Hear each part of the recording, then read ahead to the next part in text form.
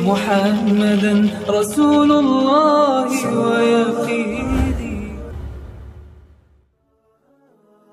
Sahabat Muslim, ketika di hari akhir nanti, di saat kita semua dikumpulkan di padang mahsyar, tidak ada lagi penolong kecuali Allah Subhanahu wa taala dan syafaat Rasulullah sallallahu alaihi wasallam.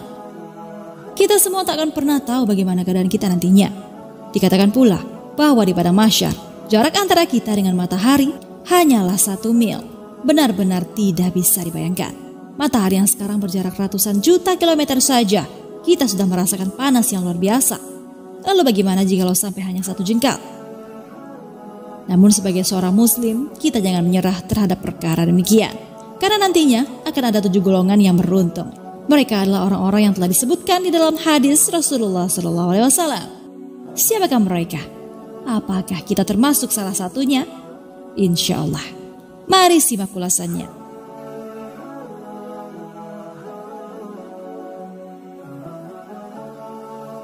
Siapa tak tahu padang mahsyar? Sebuah tempat yang terhampar luas yang mana tanahnya datar dan berwarna putih yang tidak ada sedikit pun gundukan, gunung, danau, atau bangunan yang dikenali oleh manusia. Sebagaimana hadis dari Nabi SAW. Pada hari kiamat kelak manusia akan dikumpulkan di bumi yang sangat putih berbentuk bulat pipi dan datar, tanpa ada tanda bagi siapapun di atasnya. Hadis riwayat Muslim. Tempat seperti inilah yang kelak akan menjadi tempat seluruh manusia berkumpul dan mempertanggungjawabkan amal ibadahnya selama hidup di dunia. Bahkan dijelaskan bahwa jarak antara matahari dengan kepala manusia adalah 1 mil. Rasulullah SAW bersabda, pada hari kiamat matahari didekatkan kepada manusia hingga sebatas 1 mil. Lalu mereka bercucuran keringat sesuai amal perbuatan mereka. Di antara mereka ada yang berkeringat hingga tumitnya, ada yang berkeringat hingga lututnya, ada yang berkeringat hingga pinggang, dan ada yang benar-benar tenggelam oleh keringat. Hadis riwayat Muslim. Benar-benar Allah lah yang menguasai tempat ini. Seluruh manusia hanya diliputi ketakutan dan kesedihan. Namun beruntunglah bagi beberapa golongan yang akan Allah naungi mereka. Mudah-mudahan kita salah satunya. Amin ya rabbal alamin. Lantas siapa sajakah mereka? Rasulullah SAW bersabda, ada 7 golongan manusia yang akan dinaungi oleh Allah di bawah naungannya. Pada hari itu tidak ada naungan kecuali naungan Allah. Golongan tersebut adalah pemimpin yang adil, pemuda yang tumbuh di dalam beribadah kepada Allah, seseorang yang hatinya senantiasa terpaut dengan masjid-masjid, 2 orang yang saling mengasihi karena Allah, mereka bertemu dan berpisah karena Allah, seorang laki-laki yang diundang oleh seorang perempuan yang berkedudukan dan berwajah elok untuk melakukan kejahatan, tetapi dia berkata, aku takut kepada Allah, seorang yang memberi sedekah, tetapi dia merahasiakannya sehingga tangan kirinya tidak mengetahui apa yang diberikan oleh tangan kanannya, dan seorang yang mengingat Allah dikala sendirian sehingga menetes pula air matanya. Hadis riwayat Bukhari. 7 golongan inilah yang akan beruntung kelak ketika di padang mahsyar yang panasnya tak akan pernah terbayangkan.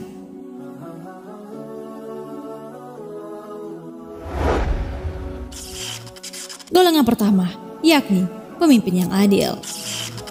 Pemimpin atau khalifah adalah seseorang yang diberi amanah dan tanggung jawab untuk mengurusi umat atau rakyatnya.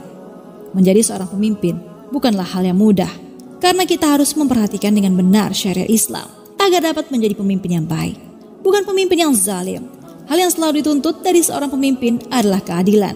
Bagaimana ia bisa berlaku adil terhadap kaum atau rakyatnya, sehingga semua rakyatnya dapat hidup dengan sejahtera, aman, dan tidak merasakan adanya ketidakadilan. Rasulullah SAW adalah seorang teladan yang sangat luar biasa sebagai khalifah. Beliau dapat memimpin kaumnya dengan bijaksana dan penuh keadilan. Itulah yang seharusnya dicontoh oleh seorang pemimpin, terutama di masa sekarang ini. Apabila seorang pemimpin dapat berlaku adil terhadap rakyatnya, maka insya Allah akan memberikan naungan kepadanya di yaumil akhir nanti. Golongan kedua yakni pemuda yang senantiasa beribadah kepada Allah Subhanahu wa taala. Masa muda adalah masa yang paling berpengaruh dalam kehidupan kita ke depannya, dan seharusnya kita sudah harus bersiap-siap. Karena di masa ini kita memiliki energi dan stamina yang bisa dibilang sangat fit dan masih kuat. Namun sangat disayangkan, sekarang banyak muda-mudi hanya menghabiskan waktu untuk hal-hal duniawinya yang tidak ada manfaatnya sama sekali. Bahkan berbuat kemaksiatan dan kedurhakaan kepada Allah Subhanahu wa taala. Padahal seharusnya di masa ini mereka harus memaksimalkan diri untuk beribadah kepada Allah Subhanahu wa taala dengan energi yang masih sangat kuat. Pemuda seperti inilah yang akan mendapatkan naungan oleh Allah Subhanahu wa Ta'ala. Golongan ketiga, seseorang yang hatinya terpaut dengan masjid-masjid. Masjid adalah rumah Allah dan merupakan tempat beribadah yang seharusnya menjadi tempat favorit dibandingkan dengan tempat-tempat yang lain. Pada saat azan berkumandang, hendaknya muslim laki-laki segera mengambil air wudhu dan pergi ke masjid untuk menunaikan salat berjamaah, karena banyak sekali hikmah di balik itu semua. Karena sesungguhnya salat berjamaah di masjid merupakan sesuatu yang wajib bagi muslim laki-laki. Sedangkan bagi muslim perempuan, lebih utama salat di rumah. Mungkin banyak orang yang beranggapan bahwa masjid adalah tempat ibadah yang hanya dijadikan tempat untuk salat semata. Padahal masjid juga bisa dijadikan tempat yang lebih dari sekedar tempat ibadah. Ingat saja pada zaman Rasulullah SAW, masjid pada saat itu bukan hanya menjadi tempat ibadah, tetapi juga menjadi pusat pendidikan, tempat penyusunan strategi perang, sebagai tempat pengobatan, dan lain sebagainya. Banyak sekali manfaat dari masjid. Oleh karena itu, hendaknya semua laki-laki biasakanlah diri pergi ke masjid dan menjadikan masjid sebagai rumah kedua baginya. Dengan begitu, maka hati juga tentu akan senantiasa merasa rindu dengan masjid-masjid. Dua orang yang saling mengasihi karena Allah juga merupakan salah satu golongan yang mendapat naungan dari Allah Subhanahu wa Ta'ala. Mereka saling mengasihi bukan karena kelebihan yang mereka miliki. Mereka saling mengasihi karena Allah Subhanahu wa Ta'ala. Mereka bertemu dan berpisah karena Allah. Namun sekarang banyak sekali orang yang mengasihi orang lain bukan karena Allah Subhanahu wa Ta'ala. Karena kecantikan atau ketampanannya, karena hartanya atau karena kedudukannya. Hal ini adalah hal yang tidak dibenarkan dalam Islam. Kasih yang hakiki di dalam Islam adalah mengasihi karena Allah Subhanahu wa Ta'ala. Seseorang lelaki yang menolak ajakan perempuan untuk berzina. Golongan yang satu ini mungkin adalah golongan yang paling langka dan jarang sekali ditemukan. Apalagi pada zaman sekarang ini. Bagaimana tidak? Karena seorang wanita dapat membutakan mata hati seorang lelaki. Apabila ada seorang wanita yang cantik, kaya, dan memiliki kedudukan, lalu ia mengajak seorang lelaki untuk melakukan perbuatan yang dimurkai Allah Subhanahu wa Ta'ala.